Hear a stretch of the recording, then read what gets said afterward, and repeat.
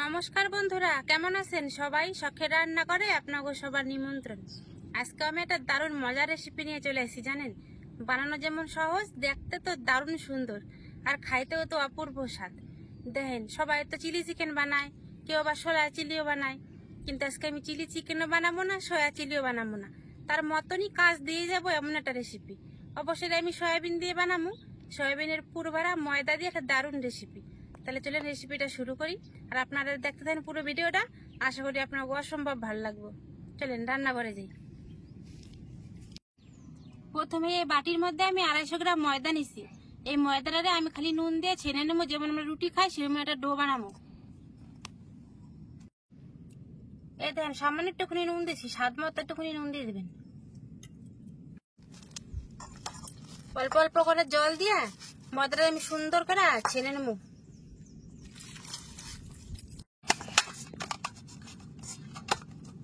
ময়দাটা দেখেন বেশ সুন্দর করে মাখাই নিছি। আর ময়দাটা ডাইকা ধুয়ে দেবো। একটা ক্যাপসিকাম, একটা পেঁয়াজ, একটা টমেটো আর 4-5টা কাঁচা লঙ্কা, সেটা আপনাকে স্বাদ মতো দিবেন। কারণ এগুলো আমি সুন্দর করে কাটে নেবো।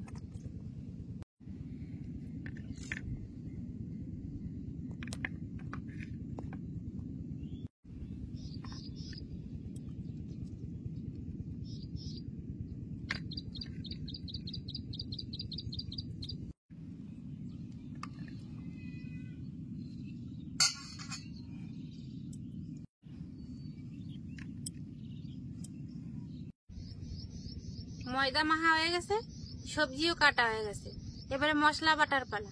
আর জানেন, আজকে রেসিপিটা করুন পুরো ঘরোয়া উপকরণে। হাতের কাছে যা যা মশলাপাতি পামু সে দিয়ে রান্ধুম। আজকে আমার ঘরে রসুনও ছিল না। দেখেন, আজকে মশলা কিন্তু আমি রসুনও নিই নি। কি কি মশলা নিয়েছি সেটা আপনাকে একবার দেখাই দিয়ে আসেন।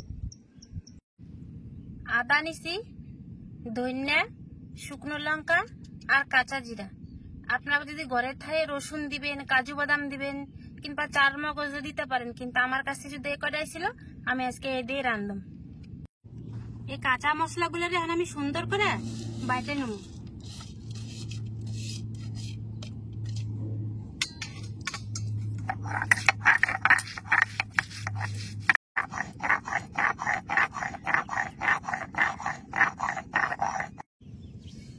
নিপাশ করে মশলাটা বাটা হয়ে গেছে। এখন আমি বাটির মধ্যে মশলাটা উঠাই নেব। মশলাটা বাটা হয়ে গেছে। এদিকে উনান ধরে কড়াই চাপাই দিছি। কড়াইতে খানিকটা জল দিছি, তার মধ্যে এই যে 100 গ্রাম সয়াবিন নিচ্ছি, এটা সিদ্ধ হইতে দিয়ে দেবো। সয়াবিনের মধ্যে সামান্য একটুখানি নুন দিয়ে দেবো। এই দেন, অল্প একটুখানি লেবু নিচ্ছি, 2-3 ফোঁটা যেটুকু রস পড়বে এতেই কিনতে হবে। লেবুর রসটা দিয়ে দেবো। সুন্দর রঙের নিয়ে অল্প একটু হলুদ দিয়ে দেবো। সয়াবিন গুলো দিয়ে দেখেন 5 মিনিট জাল দিছি, সিদ্ধ হয়ে সয়াবিন গুলো ফুললে কত বড় বড় হয়ে গেছে। আর জলটাও দেন শুকায় একটুখানি হয়ে গেছে। এবার আমি সয়াবিন গুলো নামাই নেব।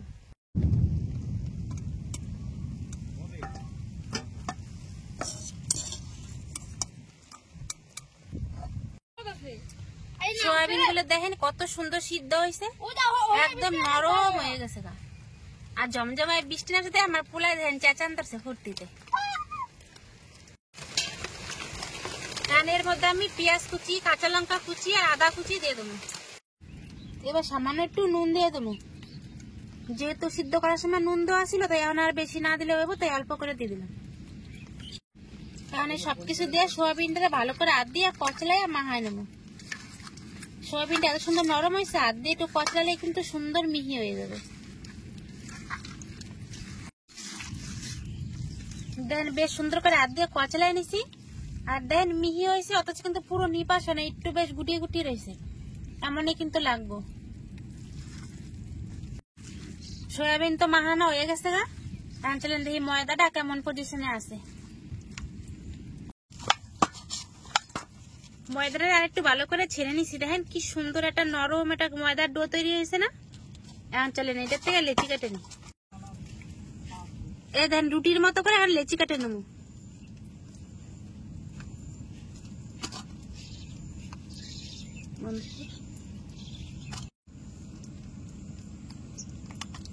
দেখেন মোট 5টা লেচি হয়েছে। এগুলো সুন্দর করে এখন বেলে নেবো।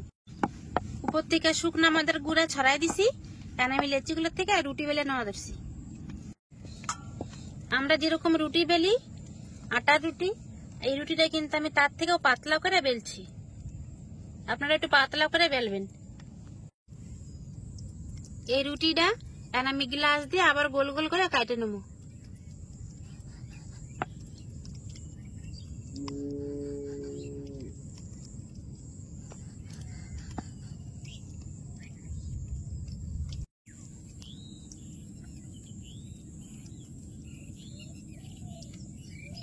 সব রুটির থেকে গ্লাস দিয়ে কাইটা আমি আরো ছোট ছোট রুটিগুলো সব বানায় নিছি। ময়দার থেকে তো সব আমি রুটিগুলো বানিয়ে নিছি, আপনারা তো দেখছেনই। এখন পালা এগুলোর ভিতরে সয়াবিনের পুরটা ভরার। চল তাতে করে পুরটা ভরে হেলাই। প্রথমে একটা এই যে ময়দার ছোট্ট রুটিটা নিবেন, তার মাঝখানে এই যে সয়াবিনের পুরটা দিবেন। পুরটা একটু কম করে দিবেন, বেশি পুর দিলে কিন্তু আবার জায়গায় ধরবে না। পুরটা দিয়া এই ধরেন দুই পাশে দইরা এরকম চাপ দিয়া এই আটকায় দেবেন। হইলো না কি সুন্দর? এবার এই পাশটা নিয়েও চাপ দিয়ে আটকায় দিবেন, আর এই পাশে থেকে নিয়েও চাপ দিয়ে আটকায় দিবেন।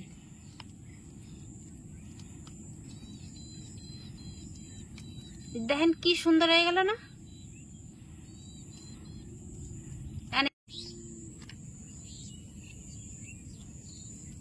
দেখেন এরকম করে আমি সবগুলো এখন রেডি করে নেব।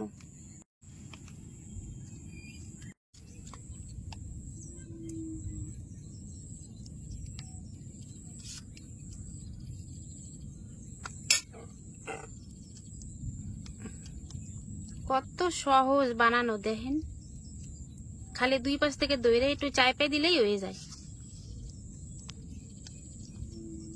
আপনাদের সাথে গল্প করতে করতে আমার সব কটাই বানানো হয়ে গেছে।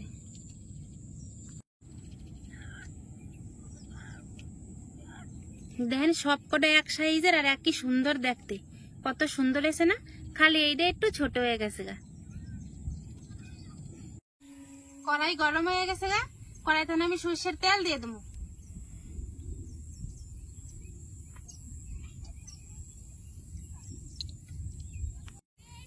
এই প্লেটের মধ্যে জিরা, ধনিয়া আর গরম মশলা নিছি, এটা আমি সোমবারে দিয়ে দেবো।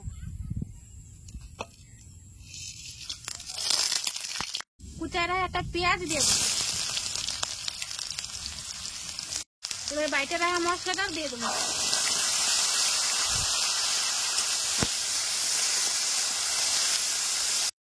মশলাটা বেশি একটু ভাজা ভাজা হয়ে গেছে, এখন স্বাদ মতো নুন দিয়ে দেবো। এবার তোমার পরিমাণ মতো হলুদ। মশলাটা ভালো করে কষানো হয়ে গেছে, নুন হলুদ দিয়ে দিছি। এখন কাইটে রাখা সবজিগুলো দিয়ে দেবো।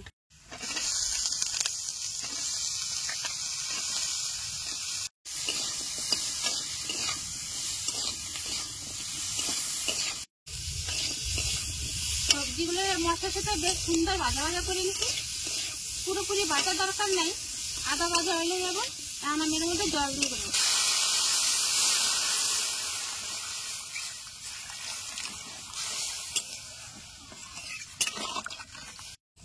সবজি দিয়ে ঝোলটা আমার ভালো মতোই জাল হয়ে গেছে। এখন আমি এগুলো সবজি তরকারির মধ্যে দিয়ে দেবো।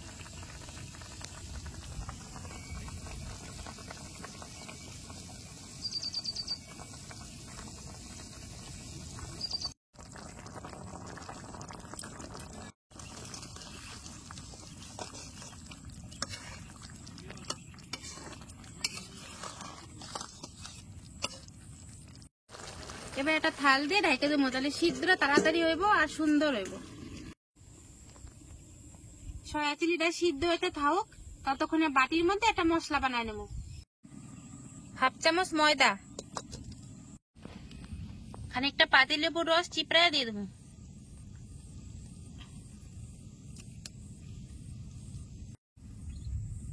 নুন আর জালের স্বাদটা ঠিক রাখার নিগে অল্প একটু দানা চিনি, আর দেবো সুগন্ধের নিগে একটুখানি গরম মশলা। কারণ এই সব কিছুরে অল্প একটু জল দিয়ে গুলায় নেব।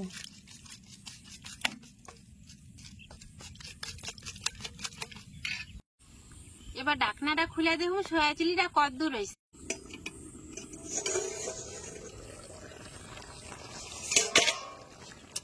দেখেন বন্ধুরা, এটা ফুলে ফুলে কত বড় বড় হয়ে গেছে। সব কটা সয়া চিলি আমার সুন্দর মতো সিদ্ধ হয়ে গেছে, আর তরকারির ঝোলটাও ধরে বেশ অনেকখানি টাইনে গেছে। এবার উপর থেকে যে গুলাই রাখা মশলাটা দিয়ে দেবো, আর ঝোলটা যে পাতলা রয়েছে না, ওই যে ময়দা দিছি তা নিয়ে কিন্তু সুন্দর বেশ ঘন হয়ে যাবে।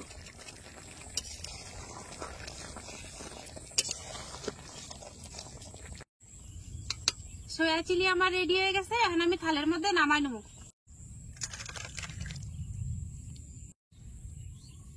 দেখেন বন্ধুরা, কি অপূর্ব সুন্দর দেখাইতেছে না আমার এই যে সয়া চিলিটা, আর এত সুন্দর একটা গ্রান বেরোতেছে না, দারুণ লাগা ধরছে। এবার দাঁড়ান, গরম গরম খাইয়ে দেখি তো কেমন স্বাদ হয়েছে। দেখতে এত সুন্দর হয়েছে, দেখতেই খালি ইচ্ছা করা ধরছে। সয়া চিলিটা দেখতে এত সুন্দর হয়েছে, দেখেন মনে হইতেছে না যে যেন মোমোর মতন দেখতে লাগা ধরছে আমার কাছে। আপনার কাছে কেমন লাগা ধরছে কমেন্ট করে জানাবেন কিন্তু অবশ্যই। দাঁড়ানো করতে একটুখানি গ্রেভিটা দিয়ে দিই। কি সুন্দর সুগন্ধ বন্ধুরা। দুদিন ধরে আবারও এত অতিরিক্ত বৃষ্টি হওয়া ধরছে, নদীর জল আবার নতুন করে বাড়তে শুরু করছে। আর দেখলেন তো এই যে কত সুন্দর দেখতে সয়া চিলিটা আমার বানানো হয়ে গেল গা। কিছু ঘরে থাকা উপকরণ দিয়ে কিন্তু আমি বানাইছি, আজকে বাজার থেকে কিছু আনার প্রয়োজন নাই। পরে যেগুলো ময়দা দিলাম, যদি আপনার থেকে কাছে কর্নফ্লাওয়ার থাকে কর্নফ্লাওয়ার দিবেন, তাহলেও কিন্তু হইব। এখন তার খাইয়ে দেখি কেমন স্বাদ হয়েছে।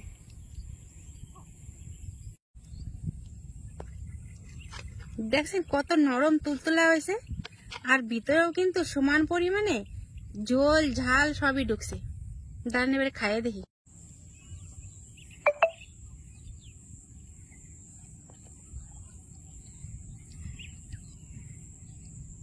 দারুণ লাগা যাচ্ছে। আপনারা কিন্তু পরোটা বা যে কোনো ফ্রাইড রাইস বা জিরা রাইস দিয়ে খাইতে পারেন, অসাধারণ স্বাদ লাগা যাচ্ছে। আমি তো শুধুই খাই, দারুণ লাগা যাচ্ছে। এত সুন্দর নরম তুলতুলা হয়েছে না, কি সুন্দর মুহে দিতেই মিলা যাওয়া যাচ্ছে।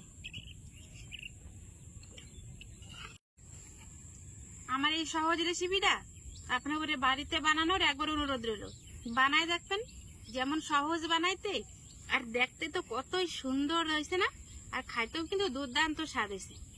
যদি আমার এই সহজ রেসিপিটা আপনাকে পছন্দ হয়, তাহলে অবশ্যই একটা লাইক কমেন্ট শেয়ার আর সাবস্ক্রাইব করে দিবেন। আর ফেসবুক থেকে দেখলে ফলো করতে ভুলবেন না। তাহলে আজকের ভিডিওটা এখানেই শেষ করলাম। দেখা হবে পরে একটা ভিডিওতে, ততক্ষণই নিগা নমস্কার।